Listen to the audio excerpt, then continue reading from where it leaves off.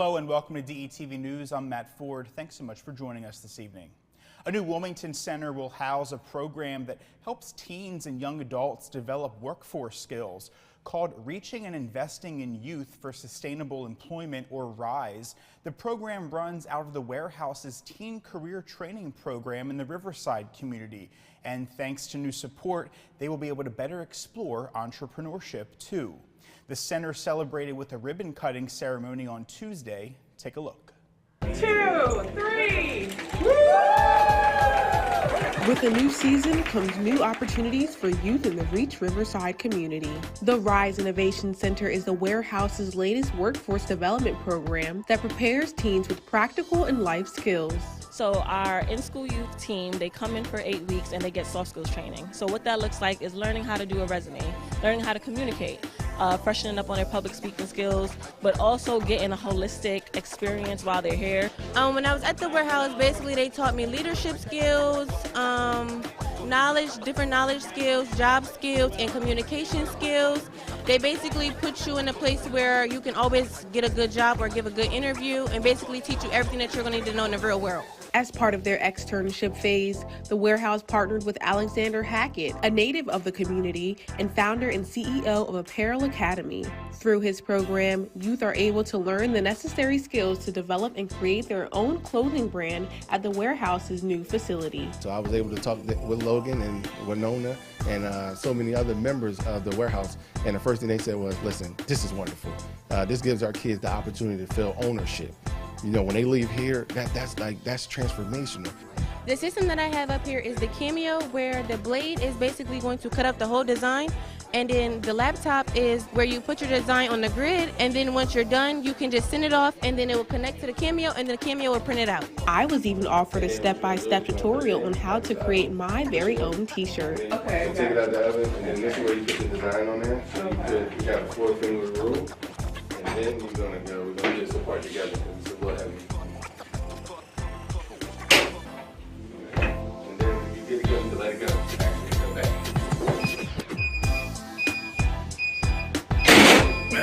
Alright, now take it out of the oven from the pan first. And then you're gonna go peel from the top left corner. Okay, from here? Mm-hmm.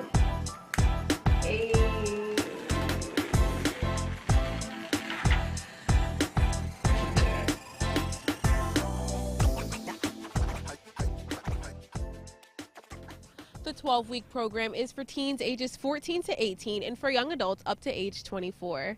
Since 2021, the program has successfully employed over 300 teens through its initiative. To find out more information about RISE at the warehouse, make sure to visit teenwarehouse.org. Outside of the warehouse, for teens, by teens in Wilmington, Delaware with DETV, I'm Kaylin Pride. And in other news, the Food Bank of Delaware will hold a series of 3 mass drive-through distributions in each county next week. The first one will be held in Sussex County. That drive-through distribution will be at Crosswood Community Church on Monday, April 17th, starting at 10 a.m. The second next week will be at the Dover Motor Speedway on Wednesday, April 19th, and Newcastle County's event will be held at Deltech Stanton campus. That's Friday, April 21st, again at 10 a.m. The food bank tells us that they can only serve households who are present for the distribution, and you must live in Delaware to participate in the emergency food distribution. You must also bring proof that you live in the state of Delaware, and you are asked to bring your ticket either printed or digitally on your phone. You are asked to also please wear your mask when the volunteer approaches your vehicle for check-in. Attendees are encouraged to pre-register at the website on your screen. The Delaware Department of Health and Social Services is reminding Delawareans that it has resumed the renewal process for Medicaid and CHIP recipients as of April 1st. Annual renewals were not required from March of 2020 to March of 2023 during the federal public health emergency designation. As of January of this year, approximately 315,000 Delawareans were enrolled in Medicaid. With annual renewals underway, officials estimate that 40,000 to 50,000 Delaware residents who were receiving continuous coverage due to the public health emergency may no longer qualify for Medicaid or CHIP, and they may be disenrolled. A member can complete their renewal through a variety of ways. One is online through the Delaware Assist, or by phone, by mail, or they can stop by any Division of Social Services office location. Individuals who need assistance filling out their renewal forms can call the Division of Social Services Customer Service Unit at 1-866-843-7212. Do you have any expired prescription drugs lying around the house? Well, the Wilmington Police Department will participate in National Prescription Drug Take-Back Day. That's April 22nd. Police will collect any unneeded and expired meds in front of Frawley Stadium from 10 a.m. to 2 p.m. According to the Drug Enforcement Agency, holding on to those unwanted drugs often opens the door for drug misuse and even addiction. The DEA says the drugs pose a public health threat that can also lead to accidental poisoning. If you can't make it the 22nd, no worries. Wilmington Police have a permanent collection bin located in the lobby of its headquarters. That's at 300 North Walnut Street. And in celebration of Volunteer Appreciation Month this April, community organizations are coming together to host their first Charity Crossing Community Giveaway. The event is happening this Sunday, April 16th at Banning Park in Wilmington for families in need.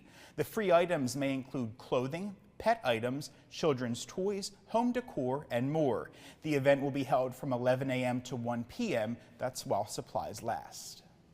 The Delaware HIV Consortium will host its 18th annual WOW Awards Gala next Friday, April 21st. The WOW Awards celebration is the signature fundraiser of the consortium. With a new theme each year, the WOW Awards celebration recognizes leaders in the field of HIV and raises much-needed funds for Delawareans living with the disease.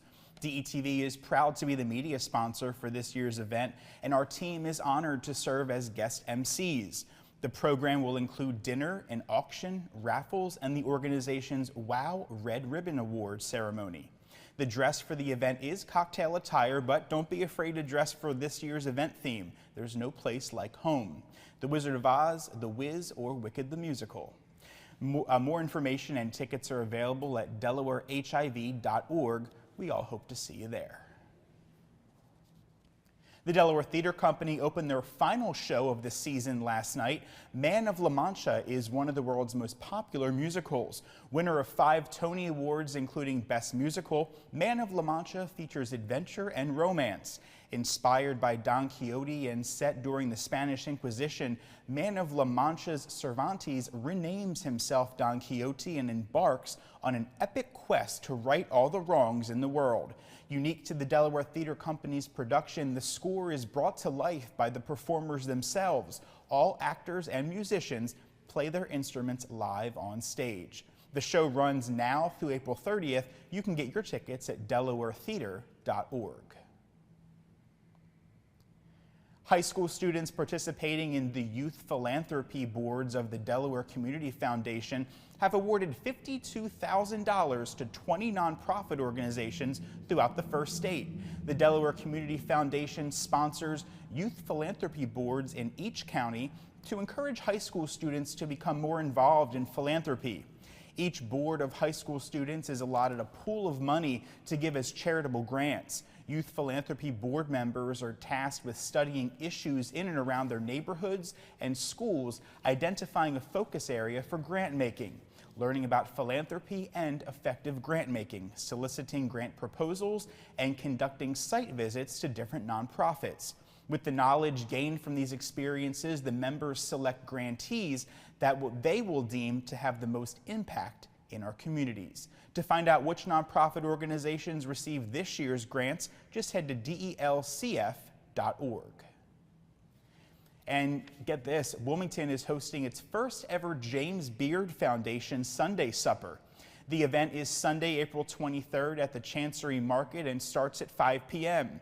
The city of Wilmington is making history with this dinner, bringing together chefs and culinary enthusiasts for a night of delicious food and great company. The Chancery Market is Wilmington's new 12,000 square foot culinary collective featuring dining experiences from around the world.